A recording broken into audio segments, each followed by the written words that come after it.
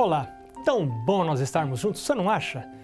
Eu gosto muito desse encontro semanal que a gente tem e gosto quando me encontro com você nas igrejas ou nos lugares por onde eu passo. Às vezes até na rua me encontro com algumas pessoas que dizem assim: pastor, eu estou assistindo o programa Lar e Família, quero cumprimentar você, é tão bom nós estarmos juntos.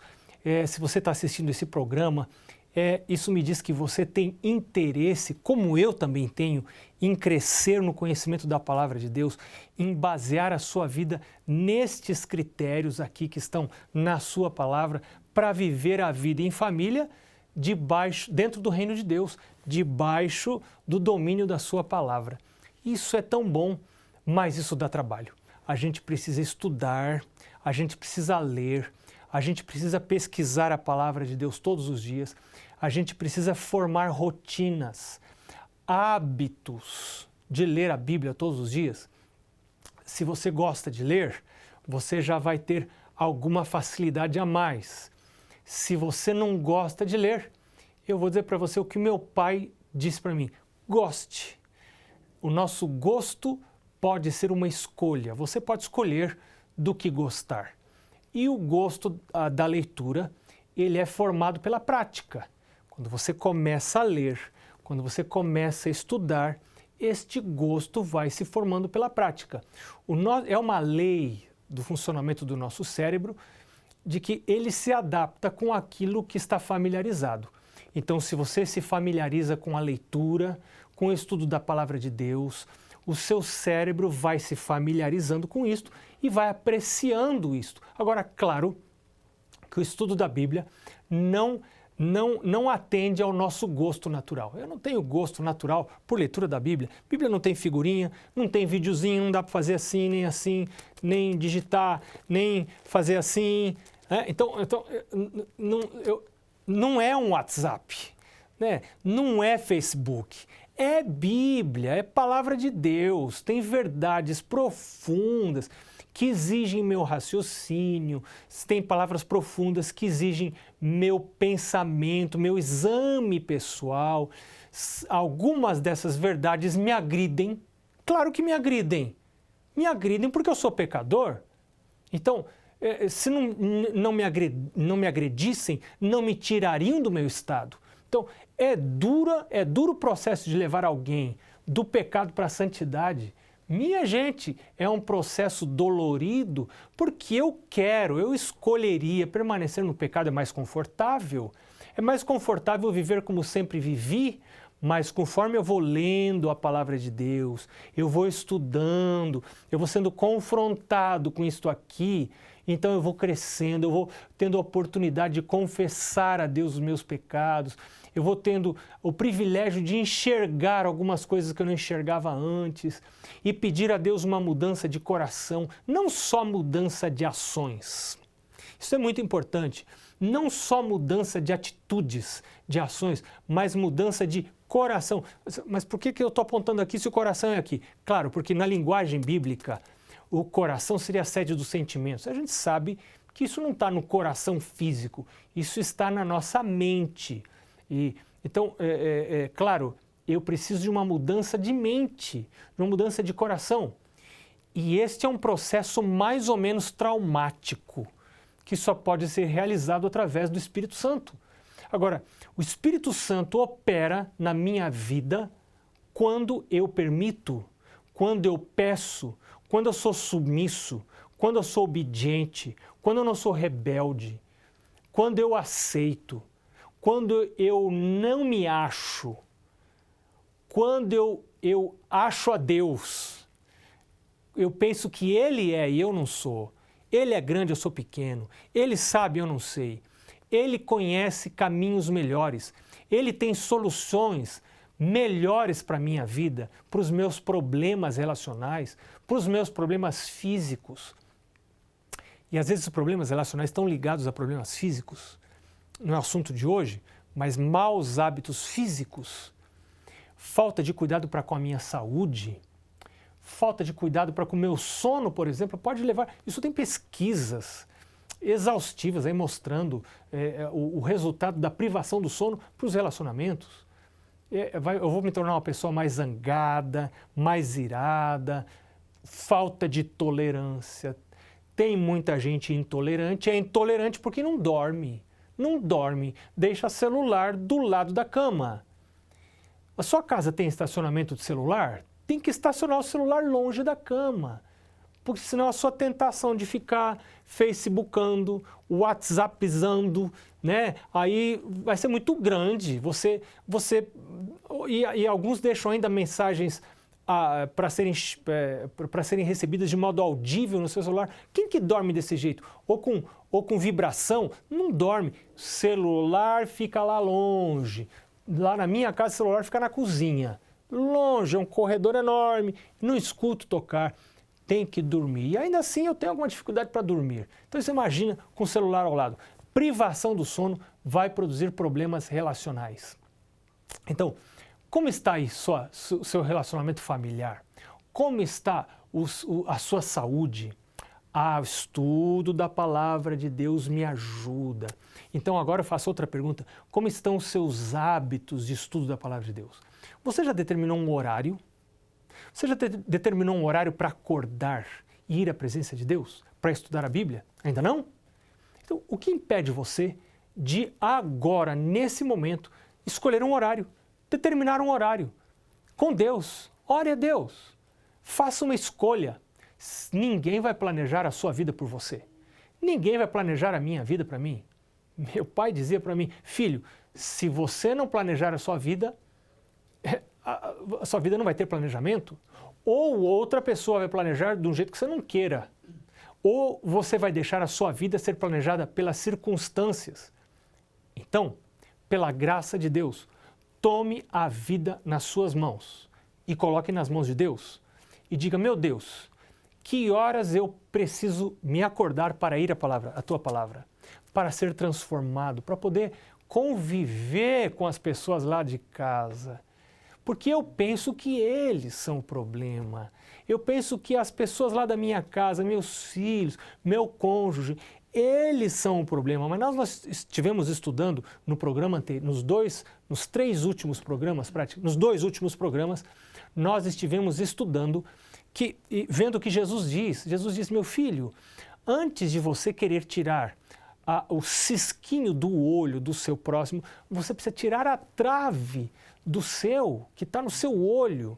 Então, mas isso só acontece, eu só consigo me enxergar como realmente sou, depois que eu passo um tempo na presença de Deus, que eu desenvolvo rotinas de buscar a Deus, que eu desenvolvo o hábito de ir à presença de Deus em primeiro lugar. Lembra?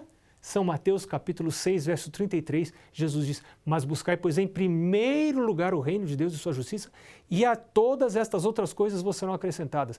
E claro que o contexto ali está relacionado às coisas materiais, mas eu gostaria de acrescentar, e creio que não faço injustiça ao texto, em acrescentar os meus relacionamentos. Se o meu foco for a busca por Deus, e não a busca por melhores relacionamentos com homens, então Deus cuidará dos meus relacionamentos com seres humanos. Claro, o foco da minha vida não deve ser melhorar meus relacionamentos com seres humanos, mas melhorar meu relacionamento com Deus. A busca por Deus melhora meus relacionamentos humanos. Parte da frustração que muita gente tem com o seu casamento está aí, justamente aí. É que espera demais do casamento, espera demais dos relacionamentos humanos e se frustra porque não recebe o que espera. Eu não recebo atenção, sou rejeitado. Claro, você está convivendo com pessoas humanas, pessoas falíveis, pessoas que erram, assim como eu erro, todos nós erramos, mas quando o meu foco, o meu objetivo de vida é o meu relacionamento com Deus e o meu preparo para a vida eterna, e eu percebo, eu tenho noção da minha fragilidade pessoal, minha fragilidade humana, pecador, eu sou pecador, e da fragilidade das pessoas que me cercam, dos meus filhos são pecadores, eles podem querer acertar, mas vão errar. Minha esposa pode querer acertar, mas vai errar. Quando eu tenho essa noção e eu percebo que todos temos um alvo, o meu alvo não é ser feliz no casamento. Quem tem o alvo de ser feliz no casamento já é infeliz. Já é infeliz porque esse não é o alvo proposto pela palavra de Deus. Então, o meu alvo não pode ser feliz no casamento. Facilmente serei frustrado, facilmente serei tentado a me separar, a pedir o divórcio. Porque esse não é o alvo da vida, não é o alvo apropriado para a vida. A palavra de Deus diz que o alvo apropriado para a minha vida é buscar o reino de Deus, é buscar a sua justiça. E quando eu faço isso, então eu começo a enxergar os outros de uma maneira diferente. Eu começo a me enxergar de um modo não tão lisonjeiro assim. Eu não sou tão bonitinho assim, eu não sou tão lindo na foto assim. E existem defeitos na minha vida que atrapalham a vida de quem convive comigo. Eles têm que me suportar, eles têm que me aturar porque eu sou pecador, mas isto só a palavra de Deus que pode me mostrar. Eu não enxergo isto sem o estudo da palavra de Deus. Bem, o nosso assunto de hoje está no Evangelho de Mateus, capítulo 7, verso 6. Imagina, agora que está chegando o assunto de hoje, hein? Olha só, Jesus diz o seguinte: não deis aos cães o que é santo, nem lanceis ante os porcos as vossas pérolas, para que não as pisem com os pés e, voltando-se, vos dilacerem. Será? Pode acontecer que você esteja lançando pérolas que você acha que são pérolas para a sua família e a sua família anda desprezando as suas pérolas e você está sofrendo pelo desprezo às pérolas que você lança para a sua família, para a sua casa? A gente volta a falar sobre isso logo depois do intervalo. É muito interessante. A gente vai e volta e encontra com você. Até já.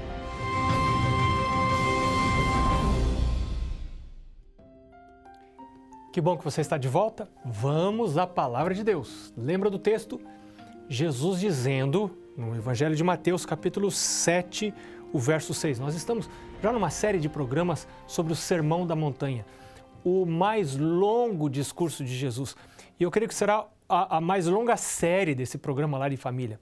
É uma série que nós já temos 40 programas. Esse é o 41º programa dentro do Sermão da Montanha.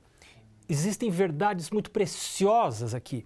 Uma delas a gente encontra aqui no capítulo 7 do Evangelho de Mateus, o verso 6, Jesus dizendo: não deis aos cães o que é santo, nem lanceis ante os porcos as vossas pérolas, para que não as pisem com os pés e, voltando-se, vos dilacerem. Olha, tem gente que sofre porque sente que os seus discursos não são aceitos. Sentem que as suas palavras são rejeitadas. Não será o caso de estar se cumprindo o que disse Jesus aqui? Jesus está dizendo assim: olha, se você tem uma pérola, cuidado, você tem que escolher muito bem para quem você vai dar essa pérola. Se você der essa pérola para cães, se você der coisas santas para cães, Jesus não está querendo ofender ninguém. Jesus está usando uma figura de linguagem para que a gente possa entender que nem toda verdade pode ser dita a qualquer pessoa, a qualquer tempo. A gente precisa ter discernimento espiritual para saber quando é que a verdade pode ser dita. Porque a verdade que não é apreciada, que é colocada, como se diz em alguns lugares do Brasil, goela abaixo, a verdade que é forçada na mente das pessoas, esta verdade não é aceita, esta verdade é pisada a pés. Você pode estar entregando como pérolas, mas algumas pessoas podem estar recebendo esta sua verdade como uma agressão. E por isso esse texto está inserido logo após o conselho de Jesus. Não julgue, não julgue, não critica, porque às vezes as minhas pérolas são críticas. Eu penso que estou ajudando o meu cônjuge, essa é minha pérola, mas o meu cônjuge está recebendo como crítica. Será que não é isso que está acontecendo dentro da minha casa? Eu estou pensando que estou ajudando os meus filhos, mas os meus filhos estão recebendo isso como crítica, porque eu não estou sabendo pesar as minhas palavras, talvez.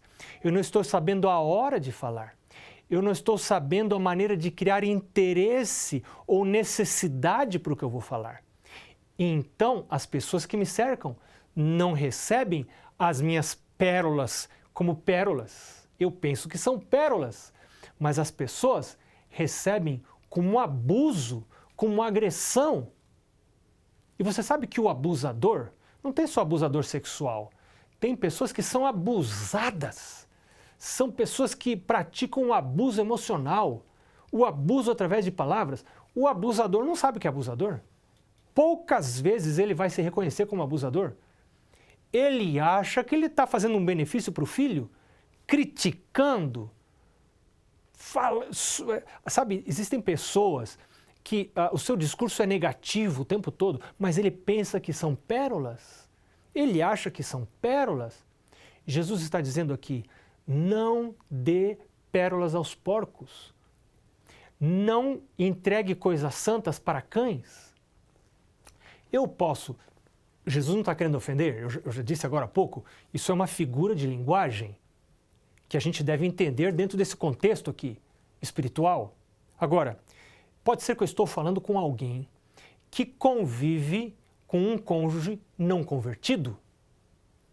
Pode ser um cônjuge que nunca se converteu, ou um cônjuge que se converteu, até frequenta a igreja, mas é uma pessoa que não é convertida. É uma pessoa que não entregou sua vida para Deus. É uma pessoa que frequenta a igreja, mas vive uma vida profana, vive uma vida ímpia. É uma pessoa que, na sua vida emocional, permite que os sentimentos do seu coração assumam o controle e não o Espírito de Deus.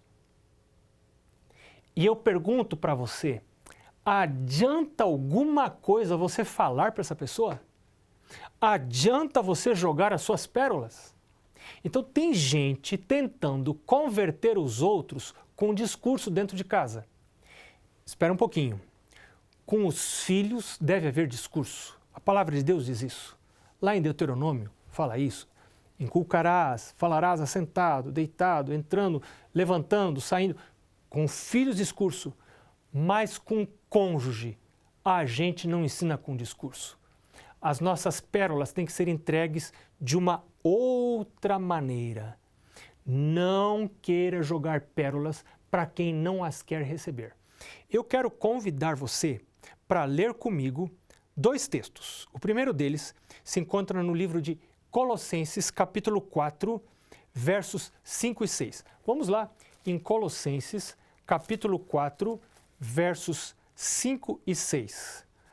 Paulo, que sabedoria de Paulo aqui, servo de Deus. Paulo diz assim, no verso 5, portai-vos com sabedoria para com os que são de fora. Que de fora é esse? De fora da fé? Pode ser que o seu cônjuge seja de dentro da casa, mas de fora da fé? Não tem a mesma fé que você? Então Paulo diz assim, meu irmão, minha irmã, porte-se com sabedoria. Um tempo atrás eu me encontrei com alguém que me apresentou o cônjuge e disse, pastor, por favor, dê um jeito nessa pessoa rebelde que está aqui comigo, convivendo comigo. E eu voltei para essa pessoa que tinha alguma intimidade e disse, preciso dar um jeito em você. E aliás, não sou eu que vou dar jeito em você, é o Espírito de Deus. Só o Espírito de Deus para dar um jeito em você. E depois essa pessoa me disse, pastor, você não me ajudou diante do meu cônjuge? E eu disse, agora eu entendo por que o seu cônjuge não está na fé ainda. Você é o bloqueio para o seu cônjuge aceitar Jesus. Você é o bloqueio. É em você que o Espírito de Deus precisa dar um jeito primeiro. Lembra o que nós estudamos nos 2 últimos programas? Primeiro tire a trave do seu olho para depois tirar o cisco o cisco do olho do seu próximo.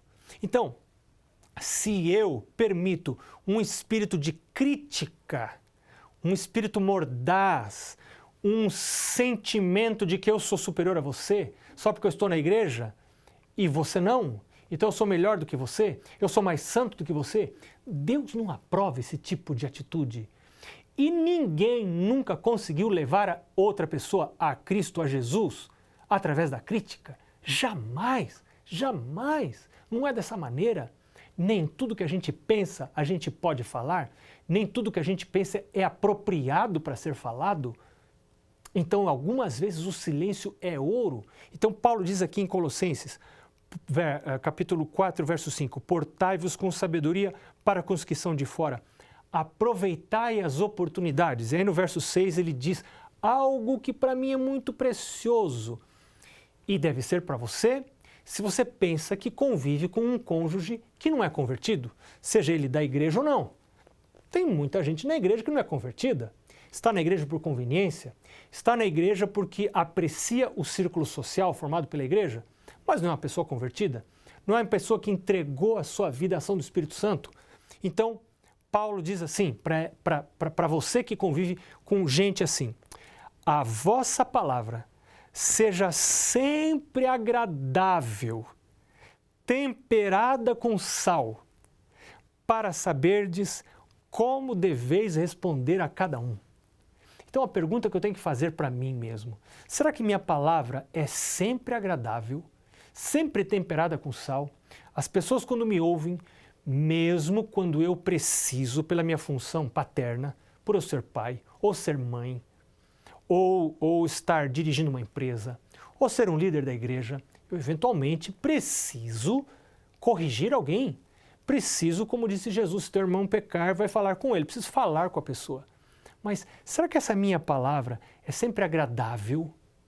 A pessoa recebe isto como realmente sendo uma pérola? Ou ela recebe a minha palavra como agressão? Se eu entrego da maneira errada as minhas pérolas, elas serão pisadas, elas serão desprezadas, elas não serão apreciadas e elas podem endurecer o pecador no seu caminho.